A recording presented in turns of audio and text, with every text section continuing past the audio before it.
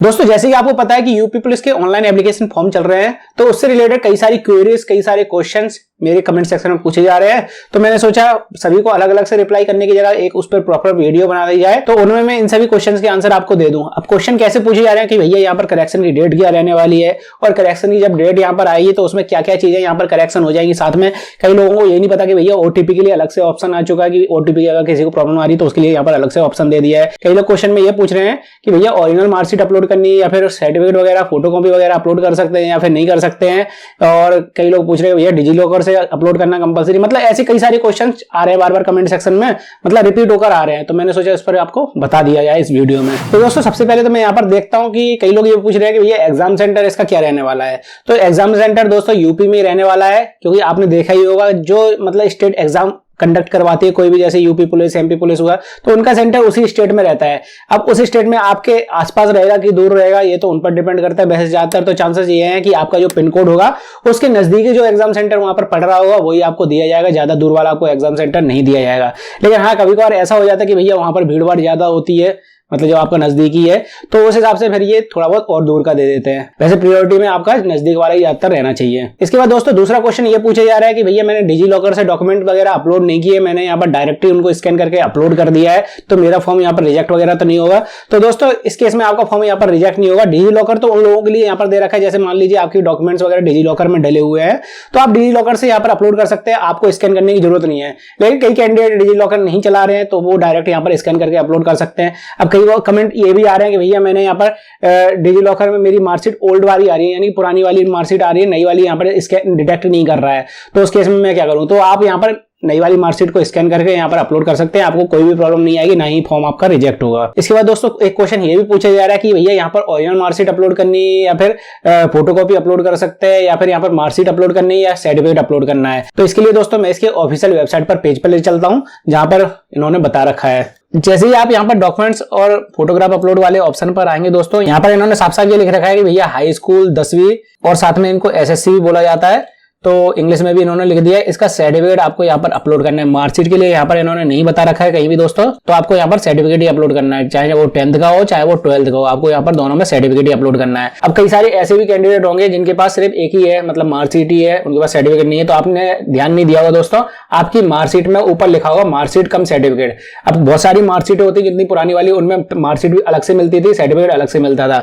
लेकिन जितने भी नए कैंडिडेट हैं जो कि अभी 12th या फिर 10th क्लास कंप्लीट करी है कुछ सालों में, तो उनकी मार्कशीट और सर्टिफिकेट दोनों कंबाइन होकर आने लगे, उनको सर्टिफिकेट अलग से नहीं दिया जाता है। तो आपको इन दोनों ऑप्शन में मतलब अपनी मार्कशीट वगैरह ही अपलोड कर देंगे अगर उसके ऊपर लिखा हुआ है मार्कशीट कम सर्टिफिकेट। अगर नहीं लिखा है तो आपको यहाँ पर सर्टिफिकेट अपलोड करना है। और ओरिजिनल और फोटोकॉपी की जानकारी दोस्तों ये है कि भैया आपको कहीं भी नहीं बोला गया है कि आपको फोटोकॉपी यहाँ पर अपलोड करनी है। आपको जहां पर नहीं बोला जाए फोटोकॉपी अपलोड करनी है, वहां पर आपको ये मान के चलना है कि भैया आपको ओरिजिनली अपलोड करनी है, नहीं तो फॉर्म आपका यहाँ पर निरस्त हो सकता है। कई बार वो डिडक्ट कर लेते हैं तो आपका फॉर्म यहाँ पर कैंसिल हो जाएगा। तो आपको यहाँ पर ओरिजिनली मार्कशीट अपलोड करनी है। जिन लोगों ने फोटोकॉपी अपलोड कर दी है उन लोगों के लिए करेक्शन की डेट दे रखी है, उसमें वो करेक्शन वगैरह कर लेंगे अपने, कोई दिक्कत नहीं आएगी आपको। अब कई लोग यहाँ पर ये बोल रहे हैं कि भैया नाम डेट वाली फोटो यहाँ पर अपलोड करना जरूरी था, हमने नाम डेट वाली फोटो यहाँ पर नहीं लगाई। तो दोस्तों नाम डेट वाली आपने कहीं ये पढ़ा है कि आपको नाम डेट वाली फोटो अपलोड करना है? बस यहाँ पर ये लिख दिया कि भैया आपको 6 महीने के अंदर अंदर की फोटो होनी चाहिए, वो अपलोड करना है। ये तो ज्यादातर फॉर्मों में लिख के ही देते हैं, लेकिन जहां पर ये स्पेशल मेंशन करके रखा हो इसके नोटिफिकेशन में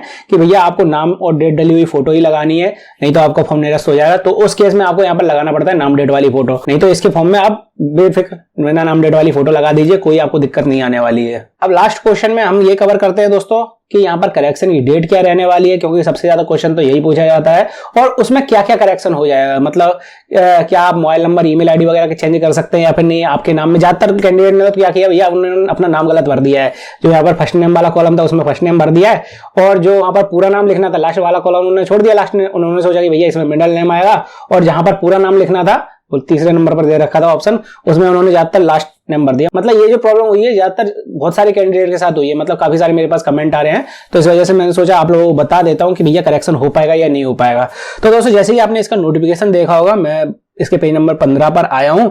यहाँ पर टिप्पणी वाला जो ऑप्शन दे रखा है, यहाँ पर पहले नंबर पॉइंट पे इन्होंने ये बता रखा है भैया शुल्क जमा करने के बाद आप यहाँ पर अंतिम तिथि से पूर्व सिर्फ एक बार संशोधन कर सकते हैं। तो आपके पास करेक्शन का ऑप्शन आएगा, टेंशन मत लीजिए, करेक्शन आपके फॉर्म में हो जाएगा। लेकिन उसमें भी आप मोबाइल नंबर और ईमेल आईडी में और साथ में आधार कार्ड नंबर में कोई संशोधन नहीं कर सकते। बाकी सभी चीजों में आप करेक्शन वगैरह कर पाएंगे। यानी कि आपके नाम में कोई मिस्टेक वगैरह हुई है तो वो आप करेक्शन कर लेंगे, आपकी डेट ऑफ बर्थ में करेक्शन वगैरह हो जाएगा, आपने जो डॉक्यूमेंट वगैरह अपलोड किए उसमें भी आप करेक्शन वगैरह कर सकते हैं, एड्रेस वगैरह में भी करेक्शन हो जाएगा। मतलब हर चीज यहाँ पर करेक्शन वगैरह हो जाएगी आपकी। आपने जाति प्रमाण पत्र या फिर मूल निवासी के डिटेल वगैरह गलत फिल कर दिया तो वो भी करेक्शन वगैरह हो जाएगा। और यहाँ पर दोस्तों आप अपनी जाति में भी करेक्शन कर पाएंगे, आपको कोई प्रॉब्लम नहीं होने वाली, क्योंकि यहाँ पर फीस अलग अलग नहीं ले रखी है। मतलब ऐसे फॉर्म आते हैं जिसमें जनरल वालों का लग रहा है और 400 रुपए SC वालों का लग रहा है, ST वालों का लग रहा है, OBC वालों का लग रहा है। तो ऐसा यहाँ पर नहीं है, यहाँ पर सभी कैंडिडेट को यहाँ पर 400 रुपए पे करना पड़ रहा था। इस वजह से यहाँ पर आपकी जाति प्रमाण पत्र या फिर जाति वगैरह को भी आपको चेंज वगैरह करना है। जैसे आपने SC लगा दिया उसकी जगह OBC करना है, या फिर आपने जनरल लगा दिया उसकी जगह SC करना है, तो वो भी आप करेक्शन वगैरह कर पाएंगे, आपको कोई भी प्रॉब्लम यहाँ पर नहीं होने वाली है।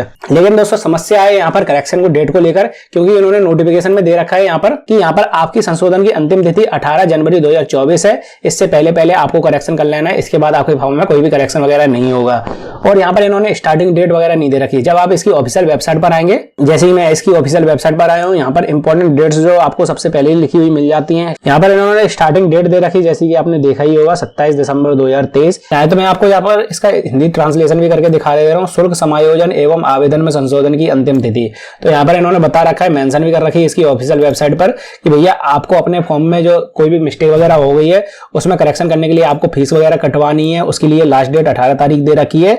और करेक्शन वगैरह करने के लिए भी लास्ट डेट 18 तारीख दे रखी है, क्योंकि आपको पता ही होगा भैया सबसे पहले जब इसका रजिस्ट्रेशन होता है उसके तुरंत बाद ही यहाँ पर फीस कट जाती है और उसके बाद आपका फॉर्म सबमिट होता है। तो फॉर्म सबमिट करने की तो यहाँ पर लास्ट डेट दे रखी है भैया 16 तारीख। उसके बाद जो डेट बचती है वो यहाँ पर 18 तारीख मेंशन कर रखी है। इसका मतलब ये तो है करेक्शन फीस कटवाने के लिए और करेक्शन करने के लिए लास्ट डेट। अब स्टार्टिंग डेट यहाँ पर इन्होंने मेंशन नहीं कर रखा है। हो सकता है यहाँ पर ये कि जब यहाँ पर लास्ट डेट हो जिस दिन उसी दिन फॉर्म शुरू हो या फिर उसके अगले दिन शुरू हो या फिर अभी बीच में ही यहाँ पर ये करेक्शन की प्रोसेस शुरू कर दे, तो आपको हो सकता है यहीं पर ऑप्शन देखने के लिए मिल जाए या फिर आप लॉगिन करें। इसके बाद आपको वहां पर ऑप्शन देखने के लिए मिलेगी, भैया यहाँ पर क्लिक करके आप अपने फॉर्म में जो भी डिटेल वगैरह हो करेक्शन करना हो वो करेक्शन कर सकते हैं। लेकिन दोस्तों आप बिल्कुल भी टेंशन मत लीजिए, क्योंकि करेक्शन का ऑप्शन जरूर आने वाला है और आएगा भी, क्योंकि इतनी बड़ी वैकेंसी है, करीब लाखों बच्चे इसके लिए फॉर्म वगैरह अप्लाई करेंगे।